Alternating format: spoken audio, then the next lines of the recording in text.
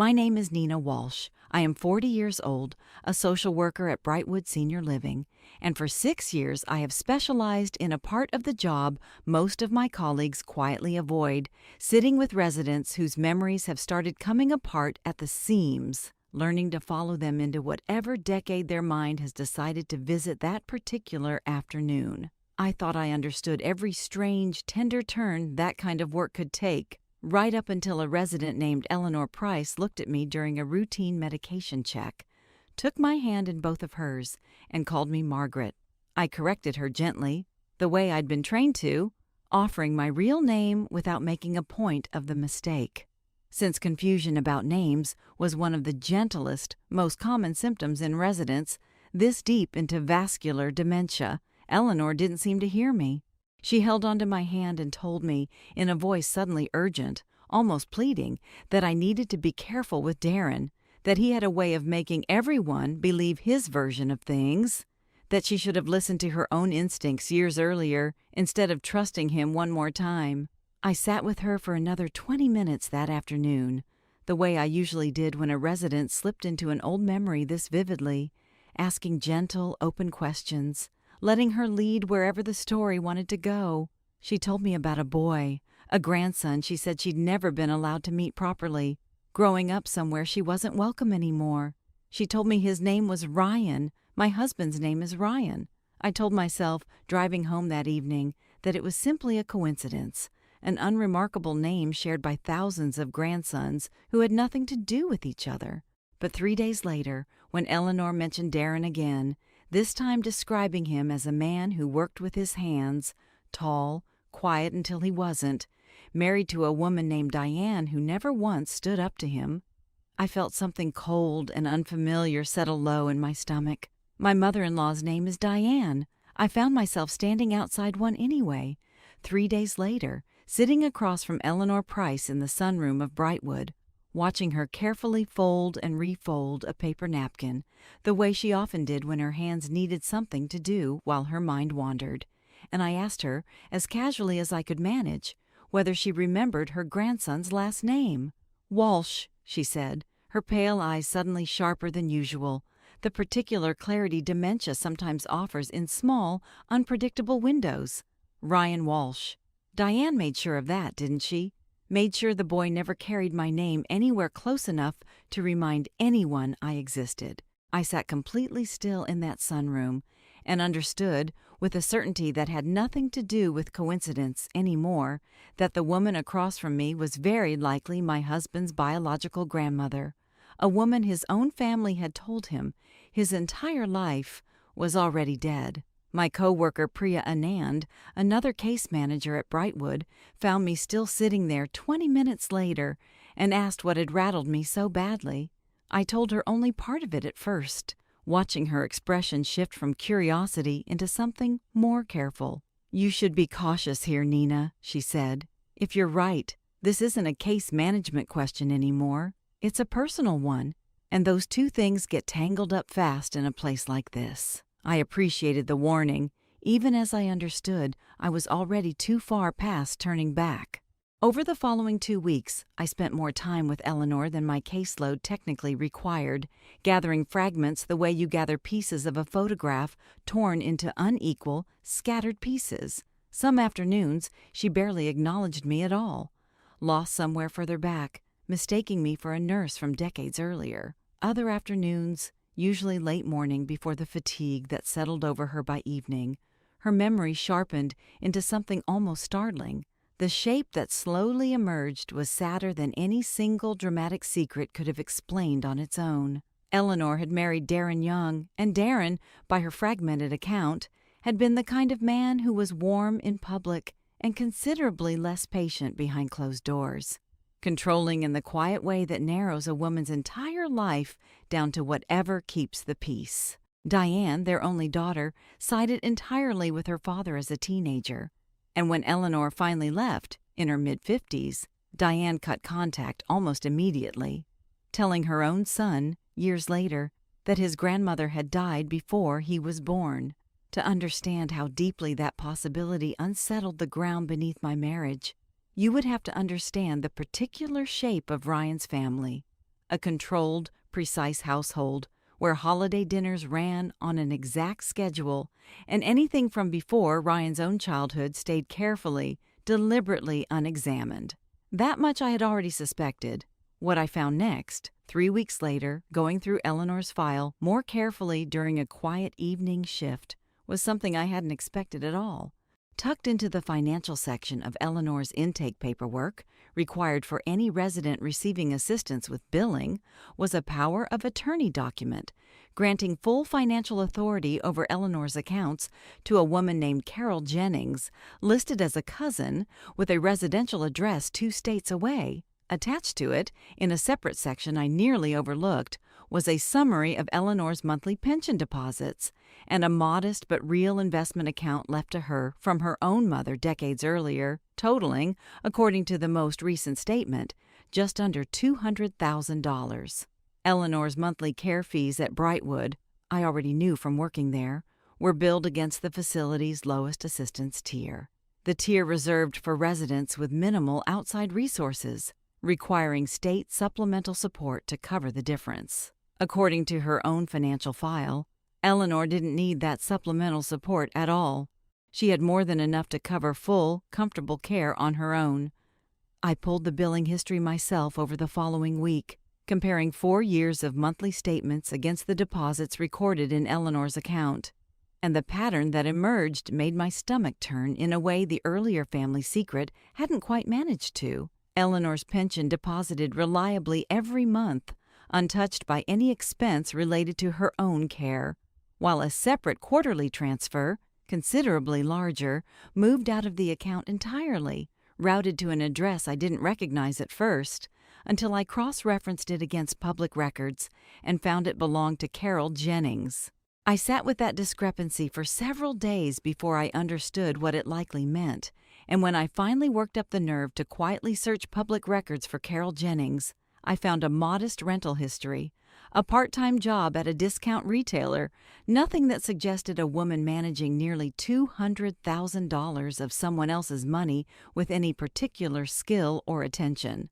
I found, too, in a separate probate filing from 4 years earlier, the same year Eleanor was admitted to Brightwood, that the power of attorney granting Carol authority had actually been drafted and filed by an attorney whose listed business address matched, almost exactly, the same downtown office building where Diane's late husband's family foundation kept its administrative offices. Diane hadn't simply buried her mother's existence out of shame.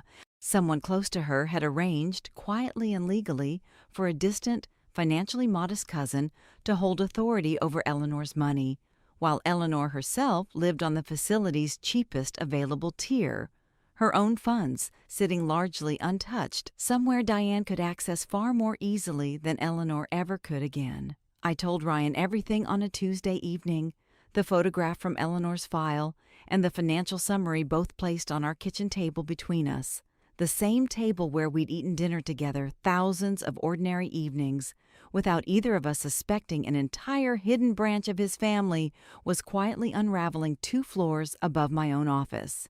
He looked at both documents for a long time, his expression moving through disbelief into something harder and more focused than the grief I'd braced myself for. "That's not just hiding her," he said. "That's stealing from her." "I don't know that for certain yet," I told him honestly.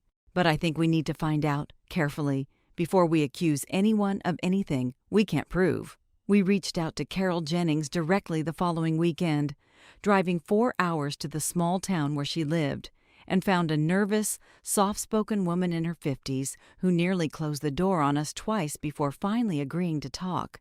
She led us into a small, tidy kitchen with faded floral curtains, apologizing for the mess that wasn't actually there, the particular nervous hospitality of someone who rarely had unexpected guests. What she told us, sitting at her own kitchen table with her hands wrapped tightly around a mug of tea she never drank, reframed the entire situation again. "Diane came to me 8 years ago," Carol said, "before Eleanor even moved into any facility, back when she was still managing on her own.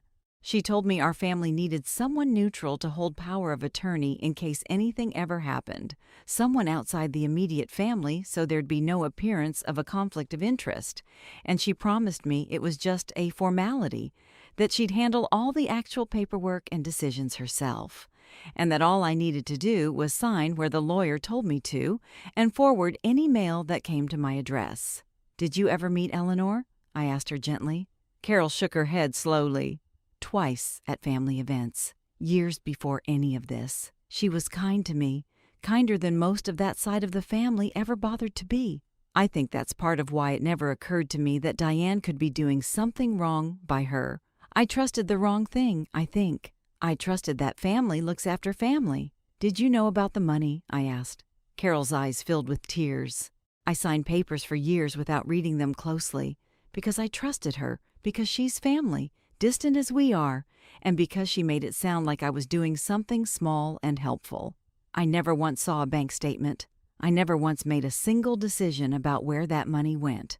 I just forwarded whatever came in a plain envelope, unopened, straight to Diane's address, exactly like she asked.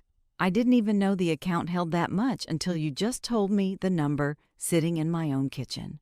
Ryan reached across the table and set a hand briefly over hers. An instinctive gesture of reassurance that seemed to steady her more than anything either of us had said. "You're not the one who did this," he told her quietly, "but I think you might be the only person who can help us prove exactly how it happened." Carol agreed, shaken and increasingly angry at her own years of unquestioning trust, to help us understand exactly how much money had moved through the account Diane controlled in her name. And over the following month, working carefully with a financial advisor Ryan's cousin recommended, we built a clear picture of nearly 4 years of withdrawals, tuition payments for Diane's second husband's grandchildren from an earlier marriage, a kitchen renovation, a substantial donation to Brightwood's own building fund, the very same fund that had, years earlier, helped construct the West Wing where Eleanor now lived on the facility's cheapest tier, unaware that her own money had likely helped build the walls around her own diminished care. Diane found out we were looking 3 weeks later, not from us directly, but from Brightwood's administrator, who called to inform me, carefully, that Eleanor Pryce's guardian had requested a transfer to a different facility. I understood immediately what was happening, and when I raised concerns about the timing with my own supervisor, I was quietly informed the following week that Diane, listed prominently on Brightwood's donor wall for the very wing that housed Eleanor's room, had contacted the facilities board directly, expressing concern that a staff member's personal involvement in a resident's family matter represented a conflict of interest serious enough to warrant review. I was placed on administrative leave 2 days later, pending an internal investigation into what the notice called boundary violations in resident case management. I sat in my car in the Brightwood parking lot for a long time after receiving that notice. The same lot I'd parked in every working day for 6 years, understanding exactly what Diane was doing. She wasn't simply protecting a decades-old secret anymore. She was protecting nearly $200,000, and she was willing to use both her donor status and my own career to do it. Ryan was angrier about my suspension than I had ever seen him about anything else in 12 years of marriage. He wanted to call Diane immediately, to confront her directly over the phone, and I talked him out of it that first night, not because I thought she deserved the courtesy of a private conversation, but because I understood, professionally if nothing else, that a private confrontation would only give her more time to reshape the story before anyone else heard it clearly. We spent that week gathering everything Carol had helped us document: financial statements, the original power of attorney filing, Carol's own written account of how little she had ever actually understood about the arrangement, building a case not for a courtroom, not yet, but for the one audience Diane had spent years carefully cultivating and would never expect to turn against her. Priya, taking a genuine professional risk of her own, quietly helped us confirm the billing discrepancy through Brightwood's internal system before my access was formally revoked, printing copies late one evening and meeting me in the parking lot to hand them over without either of us saying much at all. "I need you to understand something before you do this," Priya told me that night, leaning against her car in the cold. Once this happens in public, there's no taking it back. Not for Diane, not for you, not for this facility. Are you sure this is the room you want it to happen in? I thought about Eleanor, waiting patiently in a room 2 floors above the office I was no longer allowed to enter. 4 years of quiet neglect dressed up as generosity everywhere else in the building. I'm sure, I told her. Brightwood's annual benefactor gala took place 5 weeks later, an evening event in the facility's largest event hall, attended by board members, major donors, and, that particular year, prominently featuring Diane Walsh as the recipient of the facility's Distinguished Family Advocate Award, honoring what the program described as her tireless dedication to elder care and family support. Ryan and I arrived early, dressed formally, seated near the back, where Diane wouldn't notice us until it mattered. The hall glowing with string lights and round tables set with white linens, a string quartet playing quietly near the entrance, while board members and donors mingled with champagne flutes. Carol flew in the night before, nervous but resolute, sitting beside us in a simple navy dress with a folder of her own documents held tightly in her lap, glancing toward the exits more than once as the room filled around us. We waded through the opening remarks, through the dinner service, through 2 other award presentations, my heart beating steadily harder each time the program moved one item closer to Diane's name, until the facility's board chair finally called Diane to the small stage to accept her award. Her composed, gracious smile already arranged for the photograph that would run in the facility's next newsletter. She wore pale gold that evening, her hair swept back, thanking the board warmly for the recognition, telling the room a brief, polished story about her deep personal commitment to honoring the dignity of aging family members, a sentence that landed, for me, like something closer to an accusation than the humble gratitude she clearly intended it to sound like. I stood before she finished her acceptance remarks, my voice carrying clearly enough across the quiet hall that every head turned, including hers. "I'm sorry to interrupt," I said, my hands trembling slightly despite the steadiness I forced into my voice. "But I think this room deserves to know something about the family advocacy being honored tonight." Diane's smile didn't fully leave her face, but something behind her eyes went very still. The particular stillness of someone recalculating in real time, her gaze moving quickly from me to Ryan beside me, and then, with visible confusion, to Carol standing just behind us. "Nina," she said, her voice tight but still carefully modulated for the room. "This isn't the place." I explained it plainly anyway, without raising my voice further than necessary, laying out for the room what I had spent 2 months carefully documenting. Eleanor Pryce, a resident in the facility's own care for 4 years, whose daughter stood at that very podium, whose nearly $200,000 had moved through a cousin's account into tuition payments, home renovations, and a donation to the very wing the award ceremony was currently being held to celebrate. While Eleanor herself lived on the facility's lowest assistance tier, her own funds fully capable of providing the comfortable care being publicly praised as Diane's generosity. A murmur moved through the tables closest to us, several board members setting down their glasses, one older man near the front already reaching for his phone, and I understood, watching the room's attention shift entirely away from the stage and toward me, that there was no version of this evening left in which Diane could simply talk her way back to the polished story she'd arrived with. Somewhere behind me, I heard a woman whisper to her companion, asking whether this was actually happening, and I remember thinking, with a strange, detached clarity, that it was the first time in months I'd felt entirely certain I was doing exactly the right thing, at exactly the right moment. Carol stepped forward beside me and confirmed it herself, her voice shaking but clear, holding up copies of the financial documents for the board chair to review directly. "This is my signature," she said, "but it was never my decision. I want that understood clearly, tonight, in front of everyone."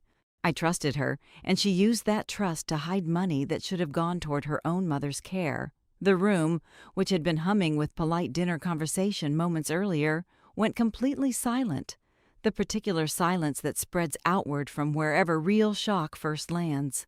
broken only by the faint, awkward continuation of the string quartet, before someone near the stage quietly signaled them to stop.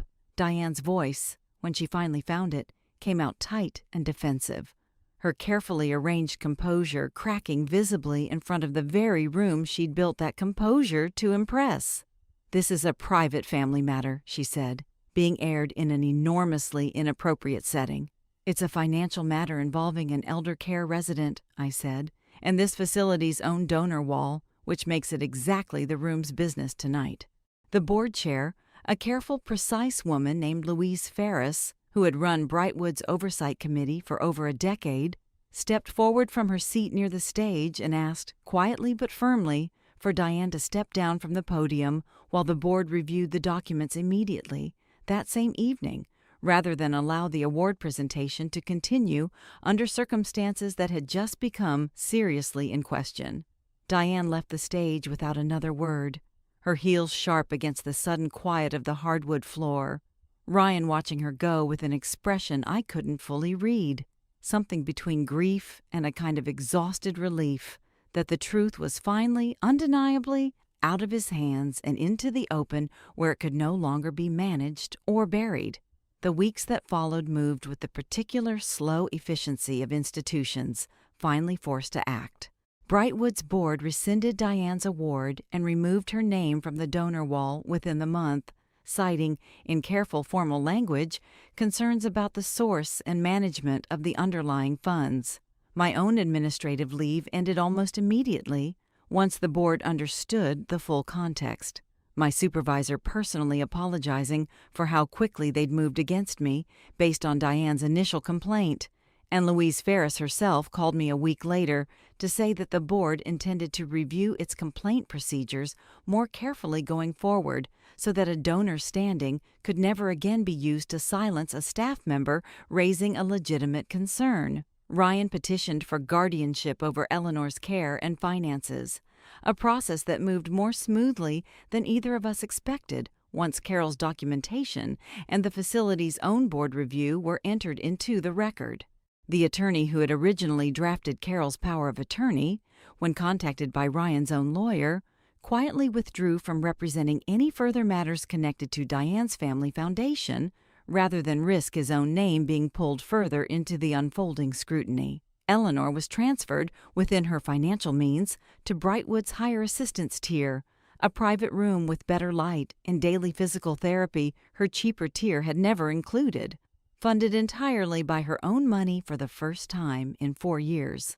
I helped move her belongings myself on a quiet Tuesday afternoon, arranging her few photographs and a small collection of paperback novels on shelves that finally matched the comfort her own savings had always been capable of providing.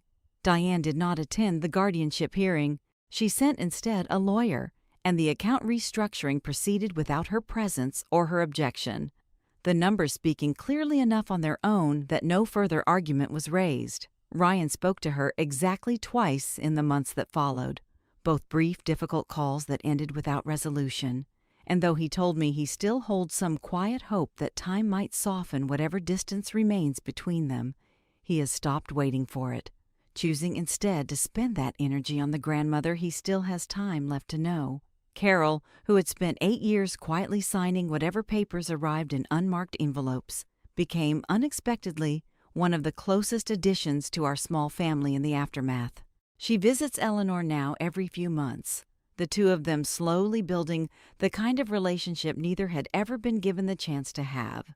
And she told me once, sitting in Eleanor's newly furnished room with genuine wonder in her voice, that she hadn't understood, until she finally stood up in that ballroom, how much lighter it felt to stop being useful to someone else's silence.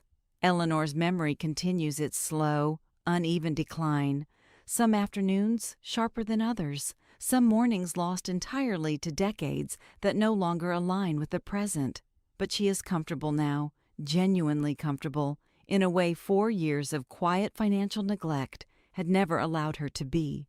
And Ryan visits twice a week, sometimes bringing me, sometimes going alone, sitting with a woman who still, more often than not, reaches for his face the moment he walks into the room and tells him softly that he has Darren's jaw, but none of his temper, she can already tell.